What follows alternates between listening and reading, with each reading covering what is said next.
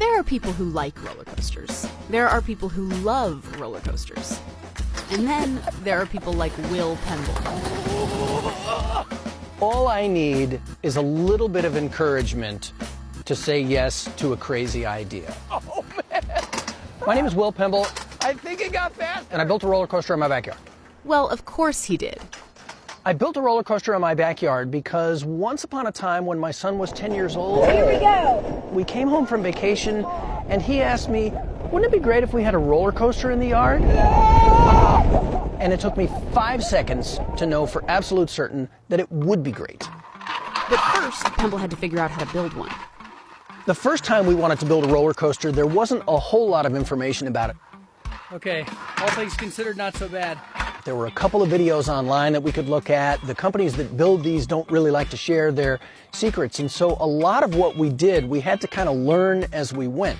I'm trained a little bit as an engineer, I'm trained a little bit as a carpenter, as a builder, I've learned how to weld, I know some stuff, but really we had to figure this out through trial and error, and while we were doing that, we had to make sure that it all stayed perfectly safe the whole way.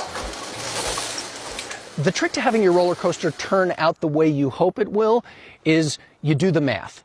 You figure out what are the laws of physics that are going to govern this thing, and how do I make those calculations and understand what the coaster is going to do before you ever put a shovel in the ground, before you ever bend a piece of steel. In total, he's built 5 coasters. The first one I built in my backyard, and it was made out of PVC and wood, about 180 feet of track. The second roller coaster I built in my front yard because there was already a roller coaster in the backyard. That's fun. The third roller coaster I built for the Maker Faire in San Francisco because I wanted to show my roller coaster to more people than would fit in my yard. The fourth roller coaster I built at a friend's house because his kid wanted a roller coaster and we were friends. And this is the fifth roller coaster, the Gold Boss, that I tried to improve on everything we had done before, and I feel like we've almost gotten ourselves there. The latest is a stomach-swirling stretch of steel right out the back door of his Northern California home. A lot of people would put a swimming pool in a yard like this, just a lot of people. Most people would. I didn't want that. I didn't think that that would be particularly engaging. I didn't think my kids would learn a whole lot from that. And look, I have a roller coaster. There are no tickets, no lines. Just strap into the homemade cart, inch up the hill, and then fly through the turns. The way the coaster works right now is you get in, you go on the chain lift. It takes about 30 or 40 seconds to get from the bottom of the hill to the top of the hill. So it's a pretty slow lift hill. What that does, and we could speed it up, but we didn't, but what that does is it gives you time to kind of review your choices and think about what you've done.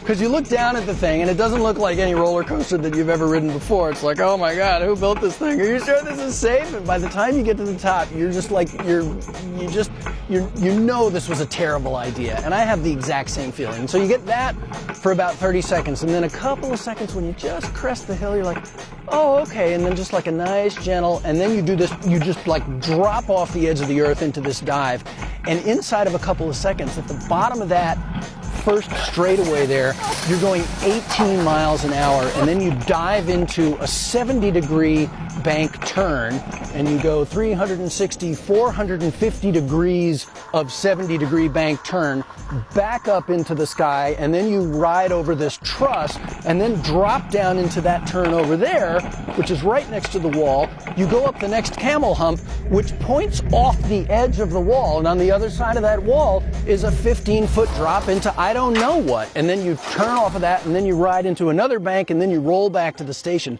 All of that takes less time than it took me to describe it. It takes like 17 seconds from the top of the lift hill back to the station, and it's utterly horrifying and thrilling, and the best part of all, for me, it's very, very smooth. But it's missing something, at least according to Pemble's online fans who follow his coaster building on his YouTube channel. This coaster is awesome, and a lot of people have seen it online, and we get a lot of help and encouragement from people who watch my kooky little videos about it. One question that keeps coming up over and over again is, doesn't it go upside down at any point? It doesn't go upside down yet.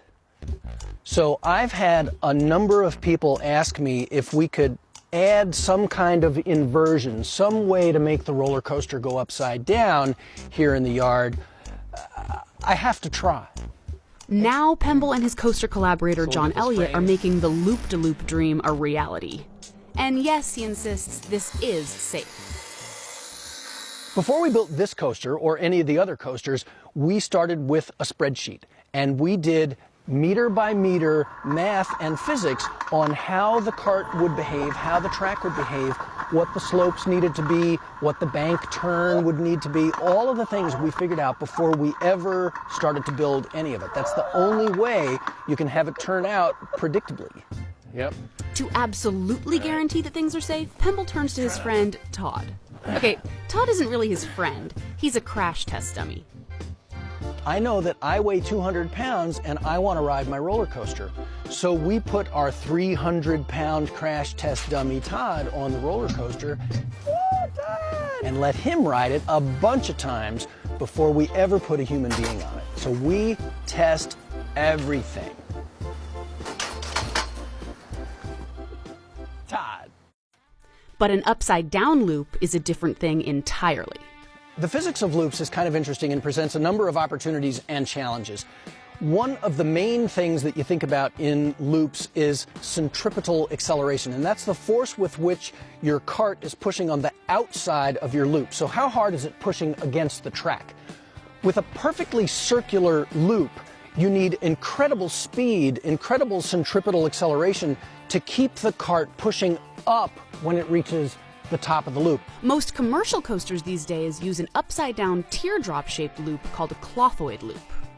So the way a clothoid loop looks is when you enter the loop, you have a nice big radius, and then the radius decreases, very tight turn at the top, and then back out of the loop. One of the challenges of our clothoid loop will be that we can't build a really big one. We're going to need a relatively small radius loop.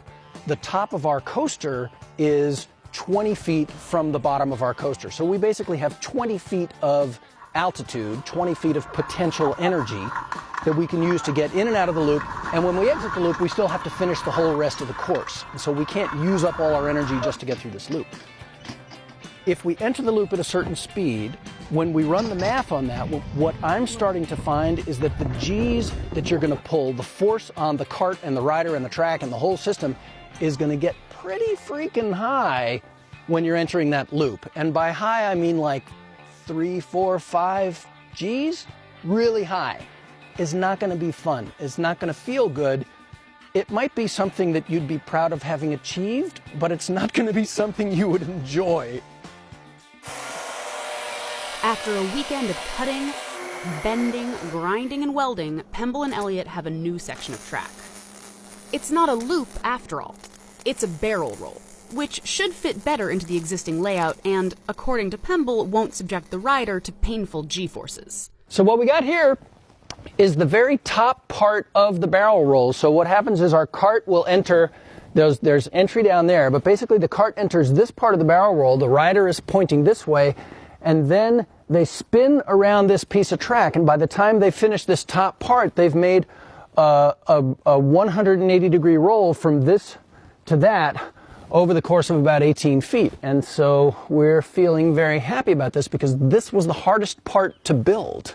The materials to build this coaster cost a little bit less than $10,000. It's the labor that's going to get you. This roller coaster took us about 3 months. Me and my friend John worked on it together, and we probably put about 300 hours of labor into the thing. So not a trivial amount of work. I've had a really lucky and wonderful life. I built one of the biggest web hosting companies in the world, and I sold that, and I made a little bit of money. I run a management consulting company now called Gold Boss. We teach leadership and teamwork. It's amazing how much of what we learn on the roller coaster project figures into the training and consulting that we do. The new section of barrel roll track was fitted right after the first drop. It really changes how the coaster rides. In this roll, the center of gravity of the rider is way down by your waist, which means that your head whips around and there's just like a whole lot of energy. It's not comfortable. It's borderline not safe. Utterly scary. Pemble is the only person who has ever ridden it, and he'll probably be the last. It seemed like an incredibly good idea at the time. Now It's really cool to watch. It's really fun to roll the cart over the thing. I've ridden it once, and that was plenty. But if you're a crash test dummy like Todd, remember him? Then it's a ton of fun to ride. So my key takeaway from building an inversion into a roller coaster is if you don't study engineering and roller coaster manufacture, you're just not going to get it right the first time, and that's okay. We're just going to do it again.